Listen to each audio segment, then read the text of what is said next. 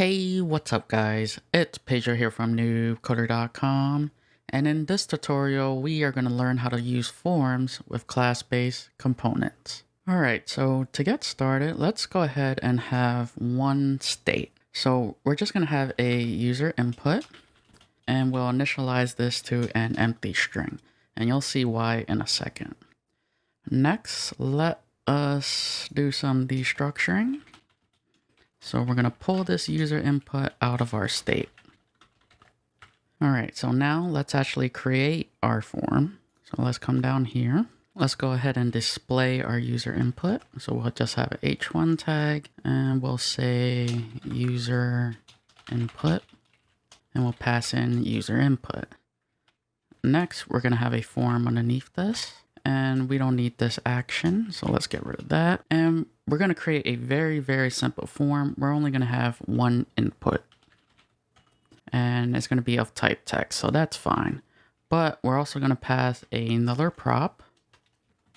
And this prop is going to be called value. Now within this value prop, we're going to pass our state. So it's going to be user input. And what this is going to do is make this user input a controlled component, meaning we want React to do all the state management. So if I save this, take a look at the browser, and I already have this pulled up, but you see that we get a warning. Ignore this for now. But if I try to type anything, you see that we don't have anything being outputted. And that's because by passing that value prop, we're basically saying, hey, we want to do things the React way. And the React way of updating the state is to use this.setState. So if you come here, it's going to say, hey, you provided a value prop to the form field.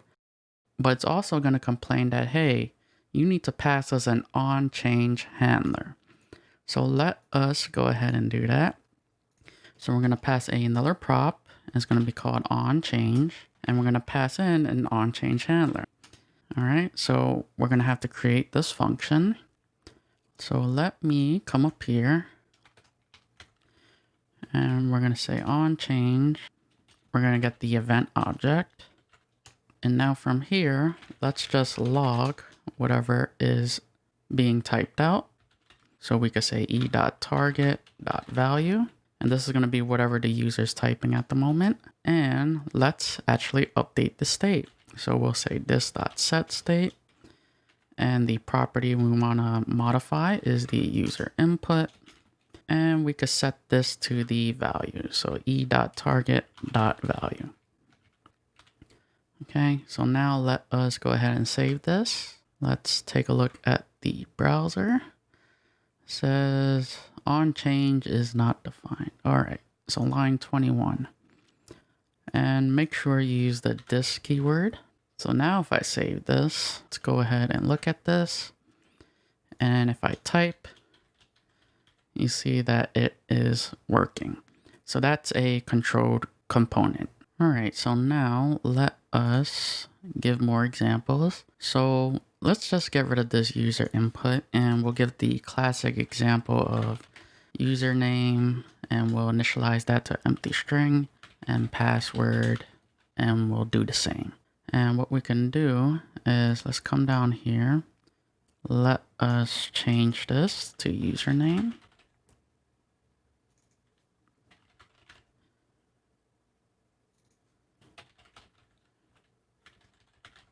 And we'll change the value here to username as well. Okay, so we need to do this twice. So let us copy this, paste this here. And this will be for the password. And we'll make a copy here. And this will display the password.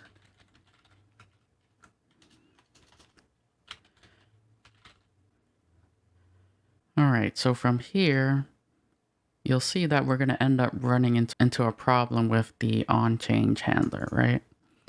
Because right here, we're hard coding that. Let's say we want username, right? We want to update the username, but this onChange handler can't be used for both of these because we're hard coding the username property here. So what we can do, there's actually two solutions, is you could create two on-change handlers, or there's a better way, and that is to pass a name prop. So I could have a name, and you'll set this to whatever you name the property. So we called it username. And within here, we'll give this a name prop, and we'll change this to password. So now what we need to do is use this name property. And what I can do is, instead of hard coding the property that I want to update, we use these square brackets and we say e.target.name.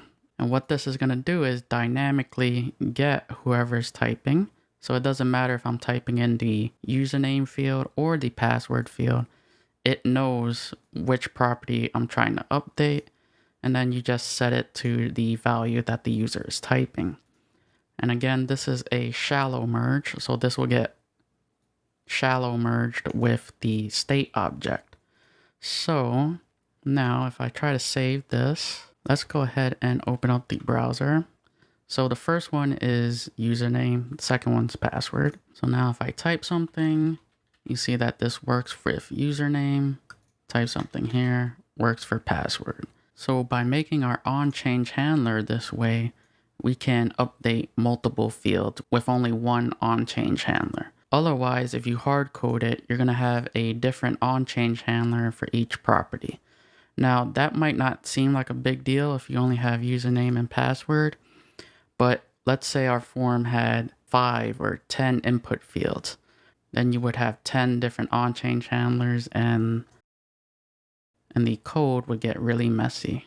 So now let's move on to form submission. So what I can do here is, let's come down here and we'll create a button, and the type of button is going to be for submit. So we're going to say submit me. Now, obviously we don't want the default submission. We want it to do it the React way. So how can we go about doing that? Well, up here, we could have an onSubmit prop, and we'll pass in an onSubmit function. So we'll say this.onSubmit, and we just need to create this submit function. So come up here, we'll say onSubmit, and we're going to get the event object again. And the first thing we're going to do is prevent the default from happening. And we'll start off with a print statement. So we'll just say onSubmit event being fired. So if I save this, let's look at the browser. So I type whatever I want, hit submit, onSubmit event being fired. So within your onSubmit function, this is where you're going to put like your database calls. But since we're not doing any of that because this is just a tutorial, you would put that right after the prevent default.